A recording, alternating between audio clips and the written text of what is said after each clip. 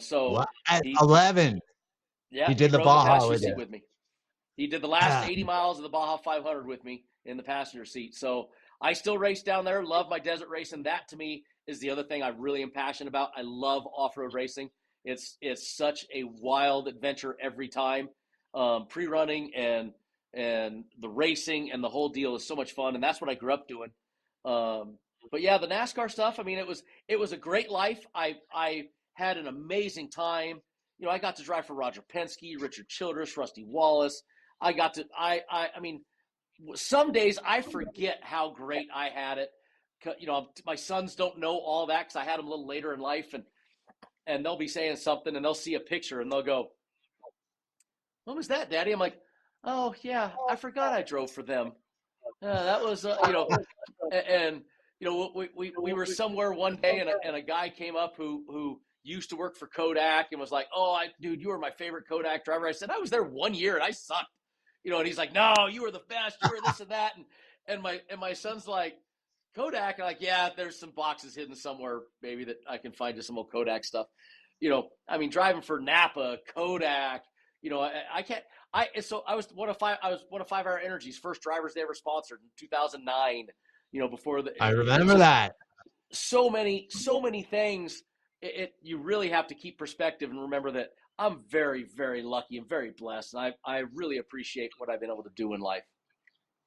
Yeah, it's cool. I mean, I would love to go. I mean, I would kill to go for riding a desert truck with you because I Right? can. That would I'd do it in a Listen, heartbeat. we can get you in. We can absolutely get you in. I mean, I used to help Evan Evans. Walker Evans' son is a paraplegic, waist down, who races.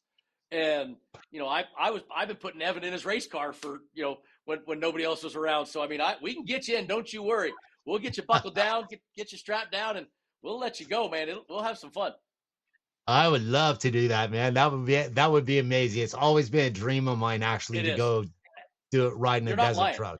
It's the most fun you could ever have. Scuba diving and desert racing totally. One has adrenaline and one is wild and frightening, and the other one is very peaceful and calm, even though people think it's wild and frightening. No, one what they It is. think isn't it, and one what they think is it. It's funny though because diving, like, since I've done both as far as like motocross and stuff like that goes. I mean, they're both are an adrenaline rush. It's just the diving.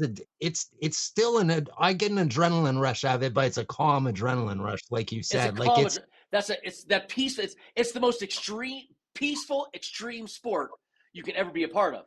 And now the great race car drivers, the ones that can do it forever, take that extreme environment of the racing and learn how to make it be peaceful in that car.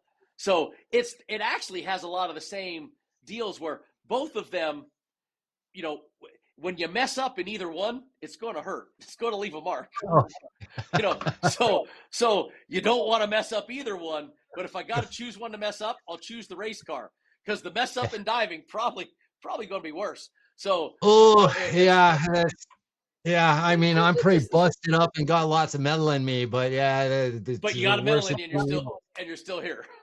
Oh, yeah, it's it's funny because when I first started diving again, when I got out of diving, I was just getting into doing technical diving back then, and it was like there wasn't formalized tech training unless you went down to see like Sheck Exley or something like that. Oh, and So, you were doing stuff where science hadn't caught up yet. I mean, you were trying. oh no, You were a test dummy.